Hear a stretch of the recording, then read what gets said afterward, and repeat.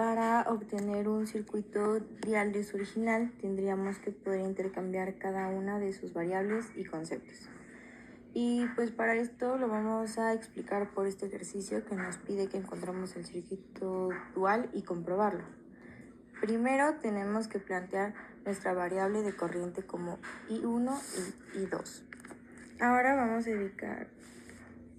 a ubicar un nodo en medio de cada una de las mallas. Tenemos nodo 1 y nodo 2.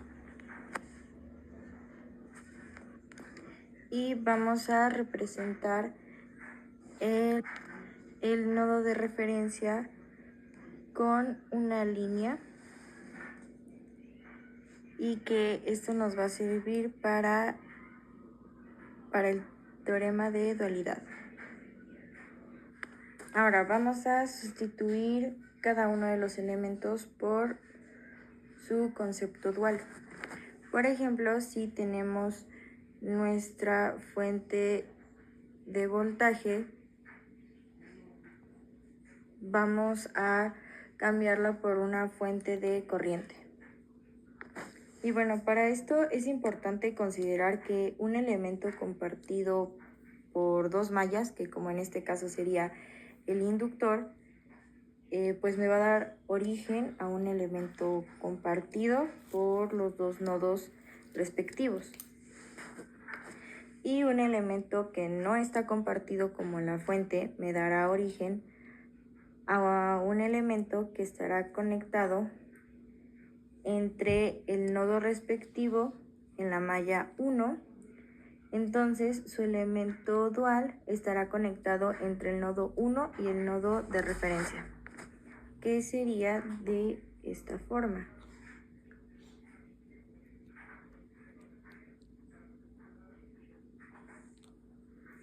Y bueno, por el momento ponemos esta hacia acá, sin saber para dónde está exactamente nuestra dirección. Luego tenemos la resistencia de 10 ohms y la vamos a sustituir por una conductancia, que en este caso será de 10 sines y sería de esta manera. Y la inductancia la cambiaríamos por una capacitancia que pues no está compartida. Entonces esto sería así, así y aquí. Luego la capacitancia se conecta al nodo 2 y a la de referencia, que sería 3 henrios, y la resistencia que nos daría 7 sines y quedaría de esta manera.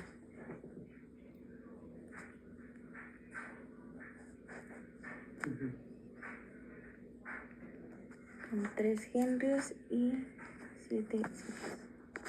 Ahora pues ya tenemos redibujado el circuito dual con las mismas ecuaciones y con nuestras condiciones iniciales, que primero tenemos la de nuestro inductor, que se convierte en un voltaje en el capacitor, y la corriente del capacitor pasaría, y el voltaje del capacitor pasaría a la corriente de nuestro inductor, y nos quedaría de esta manera.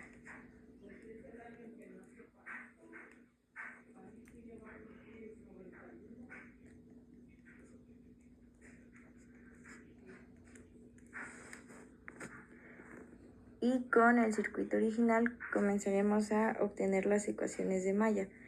Así que primero será aplicando la ley de voltajes de Kirchhoff.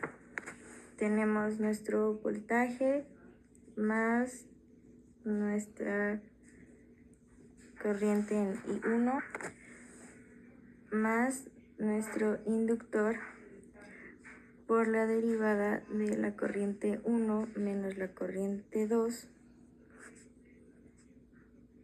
y con esto cerraríamos el primero. Para la segunda malla vamos a tener cuál va a ser el voltaje de nuestro segundo capacitor, que sería 1/3 por la integral de nuestro tiempo inicial con el tiempo. Entonces, para esto sería nuestro voltaje del capacitor, que sería el 1/3 por la integral del tiempo inicial al tiempo final de la corriente inicial más su condicional final más el voltaje del capacitor y el de la resistencia, más el voltaje de la inductancia, que sería la corriente, que daría 0. Y con esto ya tendríamos nuestro sistema de ecuaciones íntegro. Y para nuestro circuito dual vamos a hacerlo aplicando. Este es el nodo 1. Este es el nodo 2. Y este es nuestro nodo de referencia. Esta corriente está entrando y aquí dice que está en ese. Esta corriente está entrando, por lo que es negativa y aquí es positivo. Entonces nos equivocamos de este lado. Y esta corriente es hacia abajo. ¿Cuál es la corriente de este elemento? Sería más 10 por B1 menos el voltaje que está aquí, que es 0. Luego, ¿cuál es la corriente de este capacitor? Es más 4 por la derivada respecto al tiempo del voltaje del capacitor, que está definido como B1 menos B2, que esto nos define que debe ser 0. Ahora aplicamos ley de corrientes en N2. La corriente del capacitor sería 4 por la derivada respecto al tiempo de B2 menos B1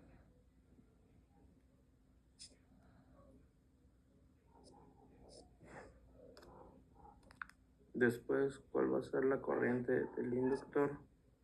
Que va a ser 1 sobre L, que en este caso es 3, por la integral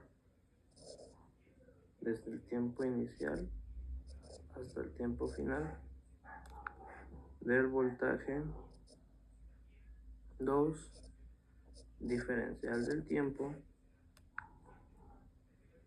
más la corriente inicial, que en este caso sería 7, y al final la corriente en esta inductancia sería por B2 menos este voltaje, que sería 0, lo cual eso nos dice que es igual a 0. Y estas dos serían las dos ecuaciones que describen el circuito. Como podemos ver, se trata de las mismas ecuaciones matemáticamente hablando, por lo cual queda comprobado que ambos circuitos son duales. Y con eso terminamos el ejemplo de teorema de dualidad.